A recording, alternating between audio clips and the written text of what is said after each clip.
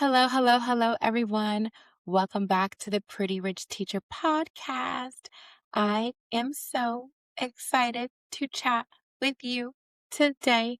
We're going to be talking about why you should not feel bad about leaving your teaching career. 5 reasons why you should not feel bad about leaving your teaching career. This is one of the top objections I get about people not wanting to um, really invest time or money in their transition because they just feel so bad about leaving teaching, or not even investing time or money, but some people are just like, I don't really want to even pursue this because I feel so bad about leaving. Okay. This could be, oh, I really, first off, the students. Okay. And by the end of this episode, y'all going to learn how to not feel bad. Okay. But we're going to get right into it. Number one is the students. And actually, I'm going to go into reasons why you all feel bad. And then I'm going to go over the 5 um, reasons you should not feel bad. Okay. So let's talk about the problem. So you all are, if you went into teaching, you all are there to serve. You love your students, you love your team, you love supporting, etc. And essentially, you don't want to leave, you don't want to burn bridges, and you want to make sure your students are supported. So maybe if you're listening to this in live time, maybe you're like, okay, well, my students are testing. I want to make sure they do well on their testing. I don't want to leave them hanging high and dry. I love my students. I really care about them. I don't want to leave them hanging. Like, I really care about them. The system does not care about them. So I really want to be there for them. Right. And if you are someone who is a great teacher, everyone's a great teacher, but like the teachers who are like the GOAT, they know who they are when the kids love them bad, Like, kids love you. Okay. And you don't want to leave your kids hanging dry. Now, for those people who are like, them kids. Other reason why you feel bad is because teaching is all you know. All your degrees are in education. You only thought teaching would be your career. Okay. Maybe you thought, okay, well, I was going to go into leadership. But then you start thinking and seeing your teacher friends who went into leadership and be like, do I want to go into leadership? Or maybe you do get into leadership and um, you feel like you got your gold star and you don't want to leave because you've built your career. And now you're an administrator and you don't want to leave. Did I call anybody out? You just have all these, like, you just feel like your teaching experience is going to go wasted. You don't want to go into another career where you're not going to feel like you're serving. Like, you went into this career because you want to serve. You really want to be, you know, you want to, like, you have all your reasons of why you went in. So it's like, I don't want to leave. Maybe you feel embarrassed because you've invested all this time, especially if you're a veteran teacher. Or maybe you're a newbie teacher where you're like, hey, I got my teaching license. I'm in my first year and I don't want to be here. Okay. Whatever your reasons why you feel bad about leaving, number 1, they're valid, and number 2, I don't want y'all feeling bad, because here's the actual truth. You have done your time. You have served your time. I'm gonna say this through and through. Teachers are just like people in the military. I'm not sorry, babes. They've served their time, right? And they should be getting medals, I mean, not medal, whatever the things are to get the badges, whatever you get, and not just at the 10-year mark. I think after your first year at war, I believe you even get a uniform. We don't even get uniforms. We get nothing. We get no merch for being teachers. At least the military people get merch. We don't get merch. At least give me a little merch with a little, because we're soldiers. I want merch. Sorry, y'all. Okay. But you should not feel you quite literally have done your time. However long you spent, you did it. Because even if people did military for 6 months, you went through boot camp. Okay. And I yeah, I was talking to someone who was in the military, still after being in the military, and they were telling me about all the boot camp stuff and how they can't quit. I'm just like, oh my gosh. At least teaching you can quit. You can't really quit once you're in the boot camp. I didn't know that. But teaching, it seems like y'all act like y'all can't quit. Yeah, they do have a chokehold over you as some teacher contracts. And go back to the episode before this if you want to learn about how to decide if you should renew your teaching contract or not. Go through that. But y'all should not feel bad. You should feel however you want to feel, but bad should not feel, well, you should never feel bad for anything. Okay. Now, it's not to be confused with uh not caring. Like, just because I think a lot of y'all, like, you could care and also care about yourself. Okay. So let's talk about another real reason why you should not feel bad about teaching. And I'll give you out a real number 1. It's the main one. This may touch a few nerves, um, or it's a little sensitive topic for some. But also, I want y'all to realize that all of y'all are in it. I'm talking about in it. Leaving teaching is leaving. It's like leaving a bad relationship. And that's the part that's bad. It's like leaving a toxic, abusive relationship. Ask me how I know. Teaching is a toxic, abusive relationship. It is. It is. I meant to look up the definition. Let me ask chat. Chat, what's the definition of an abusive relationship? I wanna just read the definition. An abusive relationship, and there's different types of abuse. An abusive relationship is a relationship where one person consistently uses power and control to dominate or harm or manipulate the other person. Abuse can show up in different ways and doesn't always involve physical violence. The key element is a pattern of behavior meant to control, intimidate, or diminish the other person. And I realize, like, I'm saying this lightly, and I know this is not a light conversation, and I know y'all probably did not think I was gonna be talking about this when you press play on this episode, but I wanna give y'all the truth. One thing I really wanna do is give y'all the truth of what's actually happening. A lot of us are in the sunken place, and from me being in an abusive relationship, I did not realize I was in one until I got out because I wasn't getting hit, right? Like, you don't have to get hit to be in an abusive relationship. There's emotional, psychological abuse. There's verbal abuse. Then there's physical abuse. Okay, so y'all are not, but there are teachers out here getting physically abused. Okay, hitting, slapping, pushing, choking, throwing objects, like threatening physical violence. Raise your hand if you've ever been in your position and you have had to get physical. Like, for me, when I was an administrator, I had to break up fights. Me, it's not funny. With these nails, I'm breaking up fights, financial abuse. Okay, using money to manipulate or punish. Y'all be getting these little jobs for $100. Y'all be doing summer school. Okay, so I want to let that land. Emotional psychological abuse is the most common forms and often the hardest to recognize.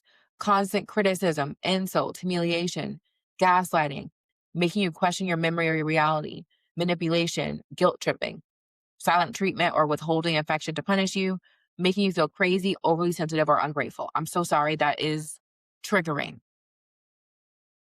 That's triggering. Okay. This is also why I recommend a lot of my clients go into therapy, because you are leaving abusive relationships when you leave teaching.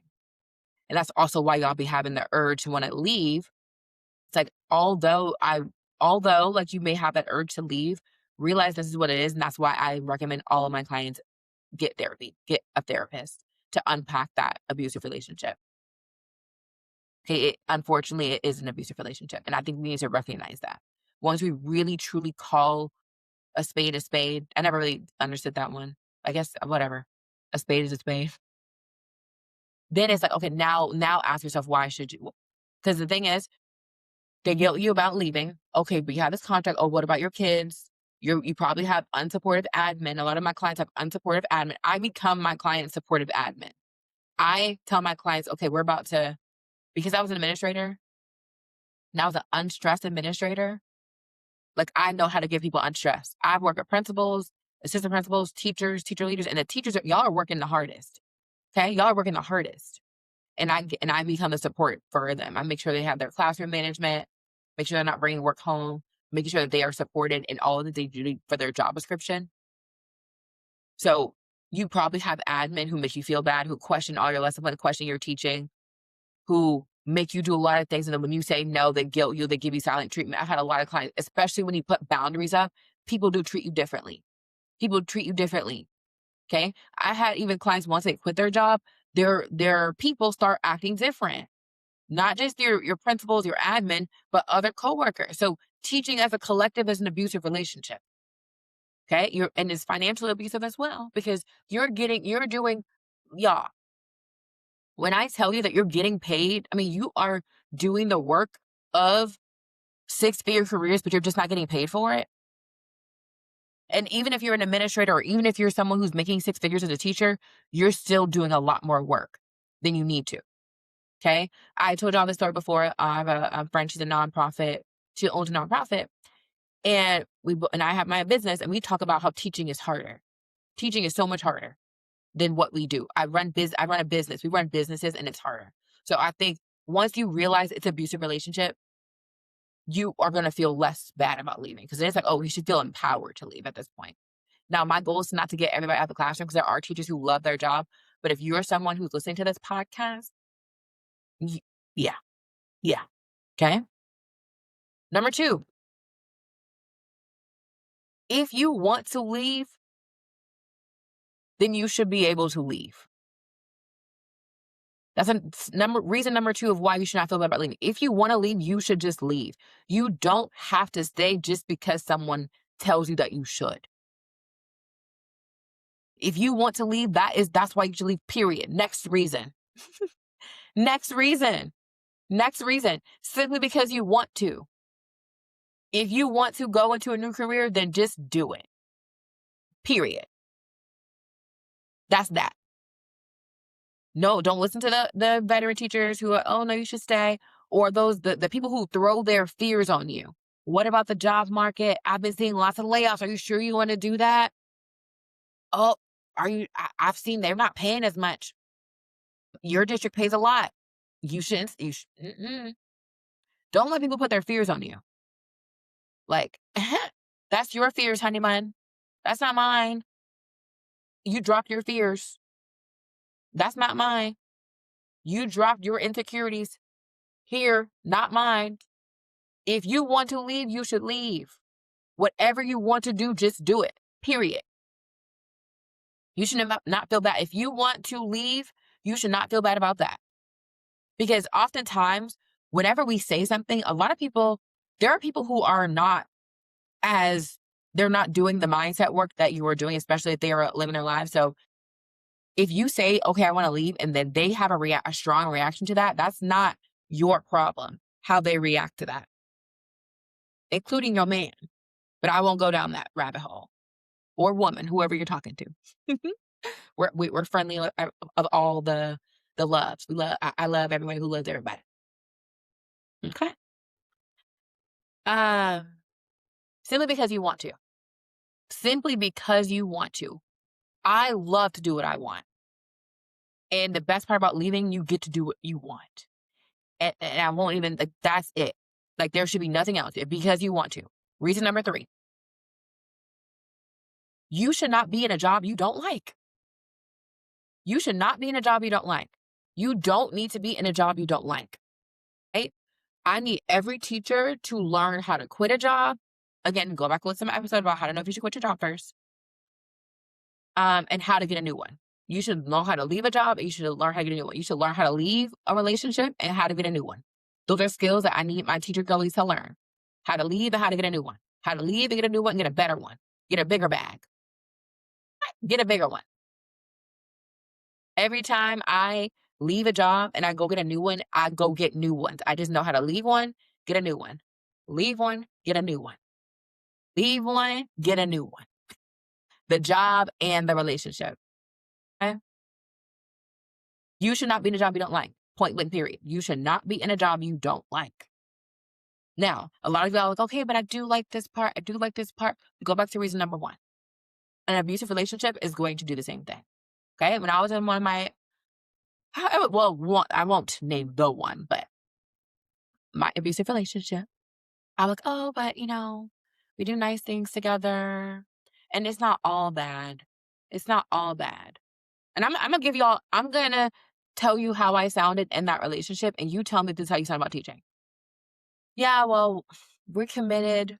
We already did this. Like, I invested so much time. I invested money.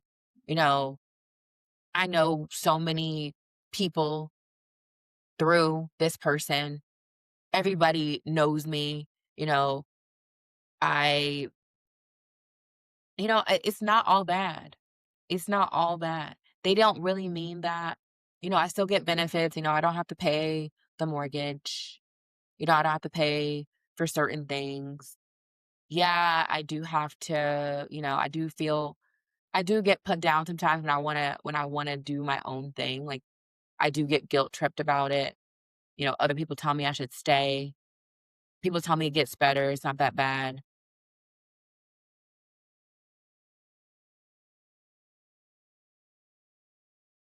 Okay. And I really hope that you all are receiving this in a loving way. I am not here to just poke at this. I know this is a sensitive topic, but if the more you realize that teaching is an abusive relationship, the sooner you're going to be like, oh, let me get my ASS up out of here in the most loving way possible. You should not be in jobs you don't like. You should not be in relationships you don't like. Because guess what? There are other ones and better ones. From someone who thought that I had reached like, I really thought I was with a person that I was going to be with for a long time. Like, lifetime. I thought teaching was gonna be my lifetime. Yeah, and it wasn't, and those and pour some champagne out for it, pour a bottle. Okay, we thought it was gonna be, but RIP, we're not doing that long no more. Okay, pour the bottle out. Okay. Mm, pour the bottle out. Pour the bottle out. Um, yeah, and yeah, like, my life has only got better and betterer. Coming out with a bang.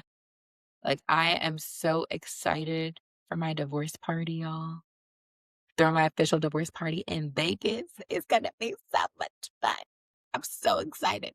It's gonna be bigger than my wedding. Even though my wedding was cute, it's gonna be better. Okay. But yeah, you should not be in jobs that you don't like. You should not be in a relationship that you don't like because you simply just don't like it. It, yeah. Okay. I encourage you to do, if y'all ever watch Why Should I Get Married? They have a list of like reason, like the 80/20 rule. Like, actually, I don't know, because I feel like that movie also made me stay no, forget that. Just leave. If you've been listening to my podcast for a while and you have been conflicted, just realize what it is, okay? Number 4, reasons why you should not feel bad about leaving teaching. You're already doing the work and you're not getting paid for it, okay? If you are managing the success of your students, if you are meeting with parents and admin to go over that work, if you've ever delivered a training, if you have um, ever looked at data to ensure and see that students were not passing their tests and you made plans to get them to move up to level. If you've ever helped other teachers use a platform because they didn't know how to use it, those are 5 job duties of a customer success manager that gets paid $100,000. $100,000. You're doing the work and you're not getting paid for it. And it's 50% less work than what you're doing, 50% more money.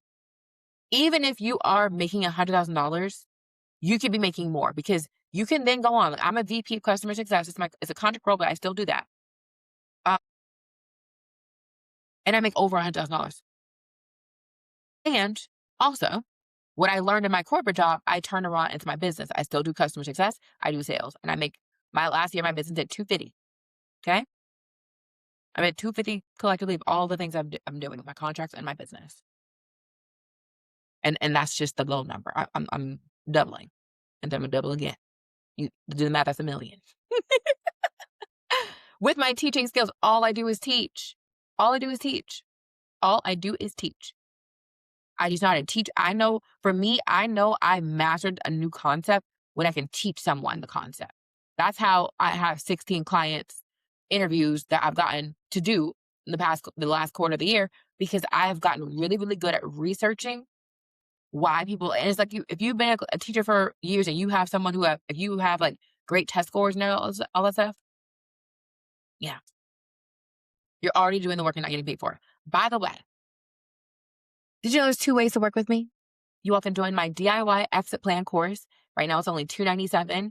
You're able to immediately learn how to create your exit plan. Even if you're not ready to use it yet, You will create an exit plan into 5 different corporate careers. You'll choose one.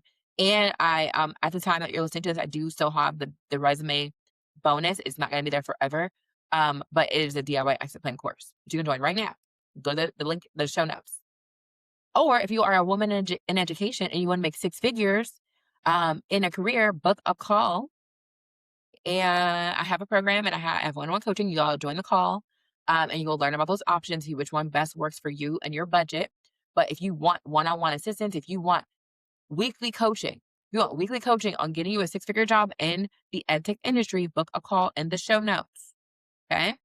Book a call. That's all I'm gonna say. Book a call, make this money. It's easy for me, and if it's not easy for you, then you need to be in my container, making it very easy. Okay, those are the 2 options of way work with me. Last reason, you are going to still be serving in your new role. A lot of us feel like we're not going to be serving and helping others. Y'all, I'm helping teachers. I am making an even bigger impact. When you all leave, the students don't disappear, your colleagues don't disappear. You can still serve in a different way. If you're going to be working in edtech is a big way. You're still going to be serving schools and school districts. So that's one thing. You're going to be serving schools and school districts. Okay. You could also go work in a corporate company, a nonprofit. There are so many ways to serve. You're still going to be serving. You can still make an impact. In fact, you can make a bigger one. I have a client who wants to help bilingual students with math. She's going to be doing that in her next career. Well, it's going to be her business after she gets her job. But she gets to still, you can imagine the impact that you can make if you don't have to be in a classroom every day. It's so much energy to be in a classroom every day.